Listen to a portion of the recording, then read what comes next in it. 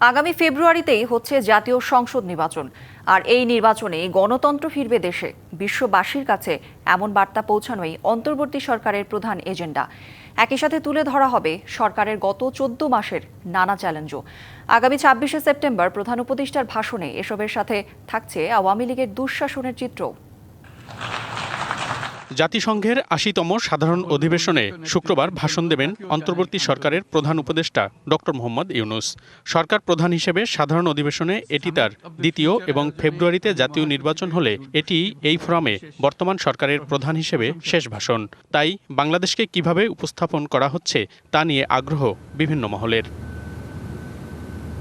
গত বছরের আগস্টে দায়িত্ব নেয়ার পর বিচার, সংস্কার ও নির্বাচন এই ৩ বিষয়কে গুরুত্ব দিয়ে সামনে এগিয়েছে সরকার। এতে মোকাবিলা করতে হয়েছে নানা চ্যালেঞ্জও। এই বিষয়টি গুরুত্ব পাচ্ছে এবারের অধিবেশনে। ইন্টারিম গভর্নমেন্ট গত ১৪ মাস ধরে কি কি কাজ করলো, কি কি রিফর্মের কাজ করেছে, গত ১৪টা মাস কত চ্যালেঞ্জিং ছিল এবং সেই বিষয়ে এই চ্যালেঞ্জগুলো উত্তরণের জন্য এই গভর্নমেন্ট কি কি কাজ করেছে। শিয়া বাটার ও ভিটামিনে সমৃদ্ধ লিলি বিউটি সোপ, তারুণ্যময় উজ্জ্বল ত্বকের জন্য। রিমার্ক, ইলেকশনের প্রিপারেশনটা আমাদের কিরকম, প্লাস হচ্ছে গ্লোবাল যে জিওপলিটিক্যাল যে অনেকগুলো ইস্যু সেগুলো নিয়ে কথা বলবেন।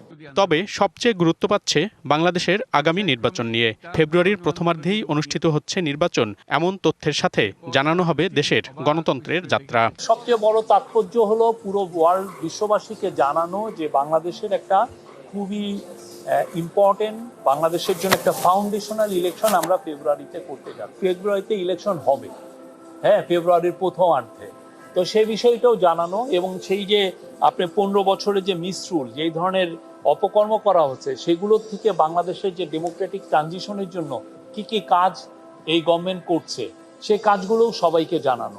এছাড়াও ডক্টর ইউনূসের জাতিসংঘের সাধারণ অধিবেশনের ভাষণে গুরুত্ব পাবে রোহিঙ্গা সমস্যার বিষয়টি। থাকবে বিশ্বব্যাপী যুদ্ধ সংঘাত পরিহারের আহ্বান, জলবায়ু ইস্যু এবং তার ৩-0 তত্ত্ব। মনিরুল সোহাগ, ডিবিসি নিউজ, ঢাকা।